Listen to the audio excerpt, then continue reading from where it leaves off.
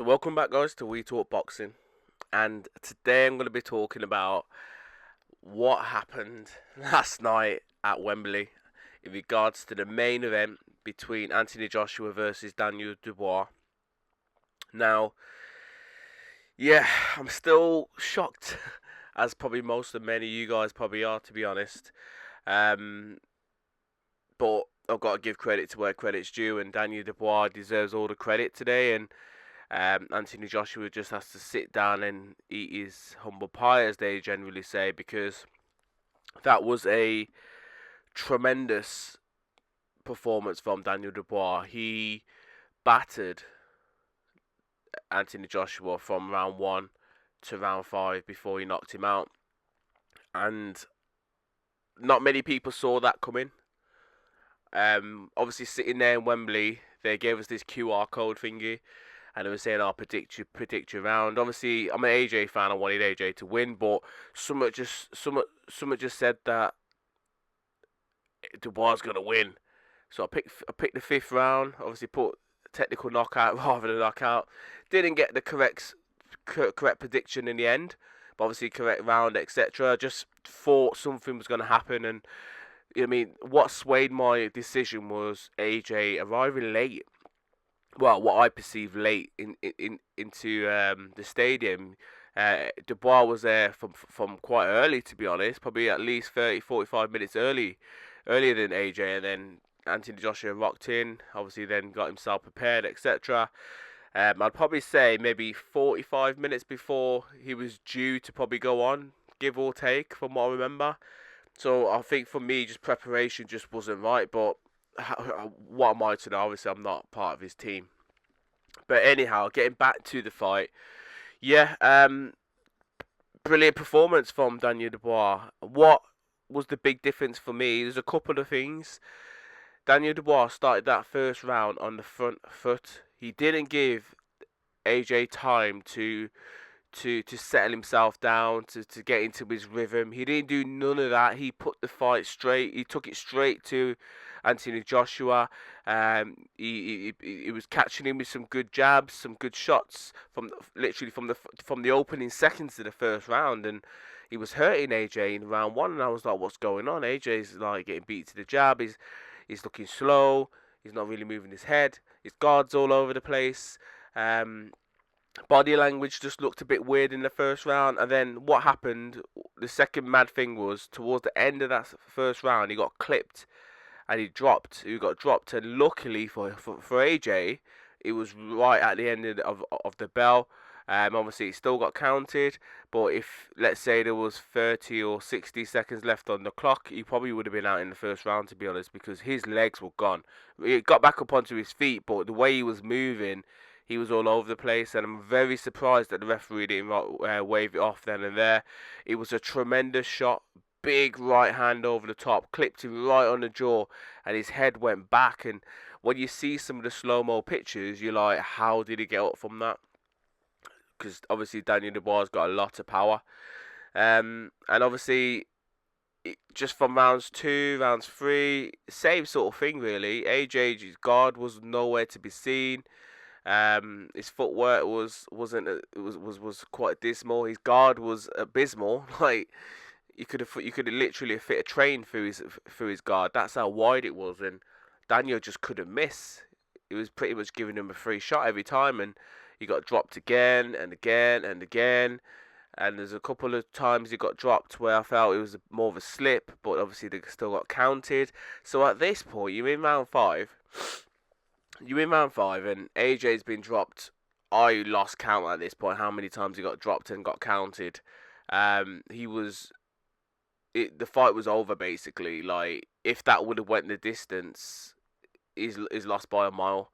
So at this point, you know you need a knockout. So maybe something switched in his head, and he thought, you know what, I got to press this guy. I got to try and knock him out, and that's what he ended up doing. But when you're watching the fight live, you see him. Obviously, he threw a couple of right hands. The crowd went ecstatic. They went, "Oh, AJ's coming back into it," and then, bang, he got caught. Game over.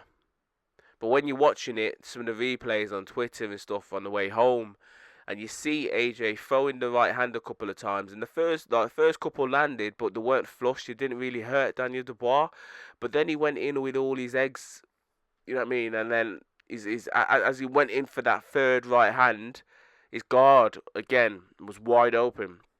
He could fit a train through his guard, and Daniel just countered with a nice right hand, and it was pretty much more timing rather than power. There was power there, but there's more timing, as they say, timing kills.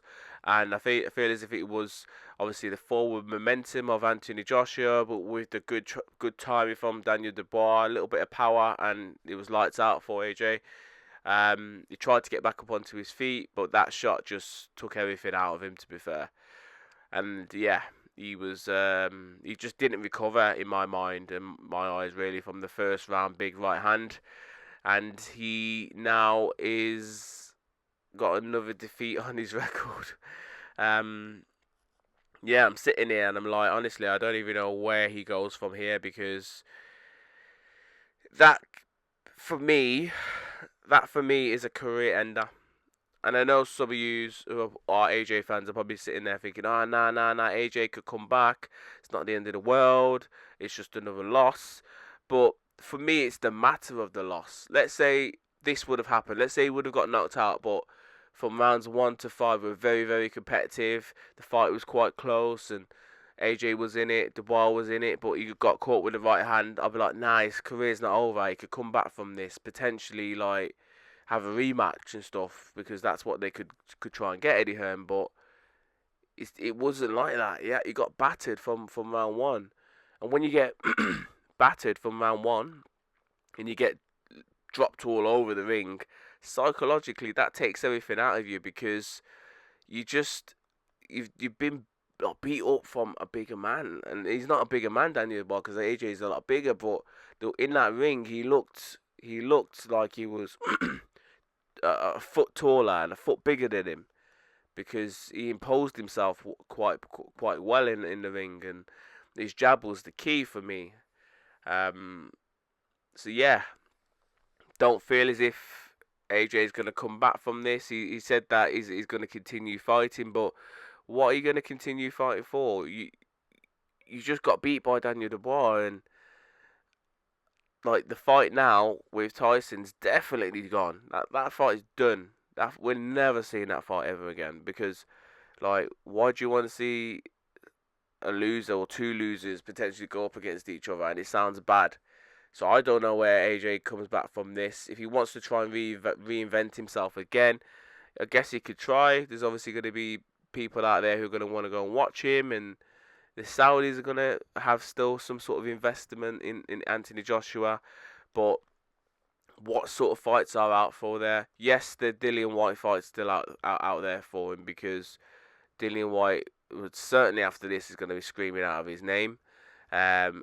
I no doubt think that Tyson Fury's going to want to fight him after this, because once you get battered like that, Tyson Fury's going to be thinking, you know what, now is the time. if there's ever a better time to fight AJ, now's the time. So yeah, he potentially could be thinking about that. A weird one is, maybe you could probably look and be like, oh, okay, what about the Deontay Wilder fight? That could possibly be a fight. Two losers coming off devastating losses. The winner moves on, sort of thing. That could be an option, but beyond those couple of fights there, I can't see anything else. And for me, he's not going to be a world champion again. I can't see him being a world champion again. And like, I actually don't know how to sit here and sum up his performance, because it was abysmal. Whether or not he was injured, he was carrying something, or maybe he just didn't recover from that right hand. Where was his tactics? He fought with a man that didn't know how to. He fought like a man, sorry, that he didn't know how to box. His guard was all over the place. I was sitting there, I was like, this isn't AJ. It reminded me like the Andy Ruiz fight, where obviously he got absolutely tanked out in the first one. He reminded me like the first Alexander Usyk performance as well. So it's really weird. He just looked a shell of himself, and I've not seen him perform like that ever. So yeah, is this the time? where he needs to hang it up. Obviously, you guys can let me know your thoughts in the comments below. These are just my initial thoughts. Certainly, I am going to, when I get a bit of time, just pretty much got up to be fair, going to watch all the fights back, especially the AJ one as well. But as always, let me know your thoughts in the comments below. Bless.